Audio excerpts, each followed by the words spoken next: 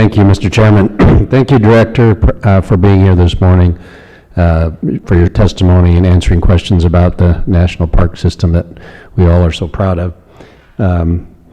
Last session of Congress, a law was passed enacting the Manhattan Project National Park, which, let me tell you, we in Central Washington, all of Washington State, are very excited about.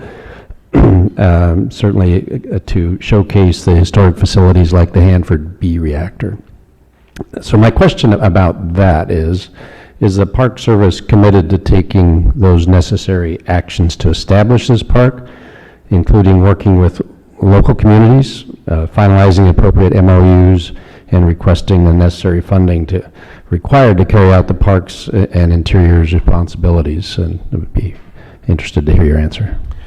Yes, sir. We're very excited about this project. I personally was involved as the regional director out there in developing the special resource study, so I know the Manhattan Project very, very well.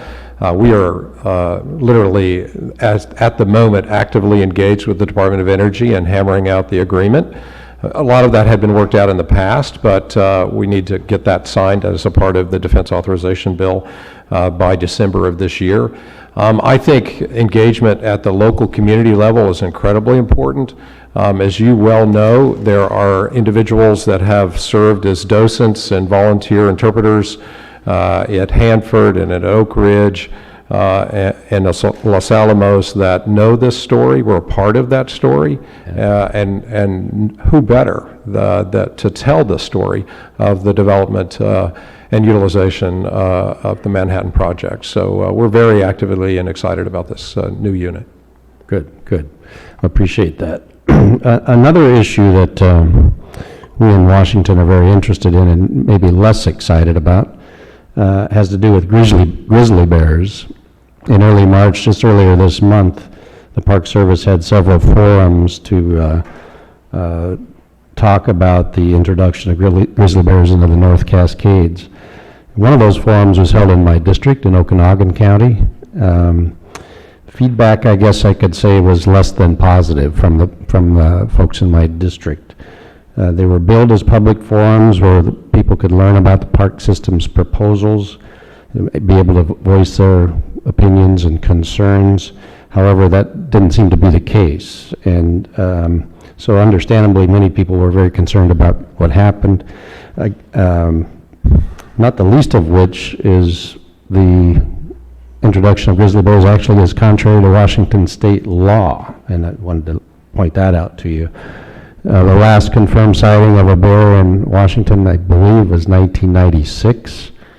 So I have serious reservations about this whole plan. So given the importance of public input and many ramifications of people living side by side with something that's at the top of the food chain, do you believe the Park Service handled this appropriately?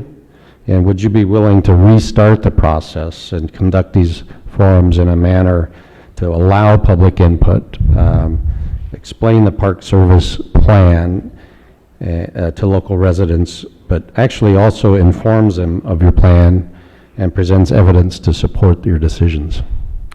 I'm not familiar with what occurred in the Okanogan meeting, but I will definitely follow up and get back with you specifically on that. I think what we do absolutely want the public's input into this process. There is no decision made, only the consideration of a range of alternatives, which of one would include the introduction or reintroduction of grizzly bears into the North Cascades ecosystem.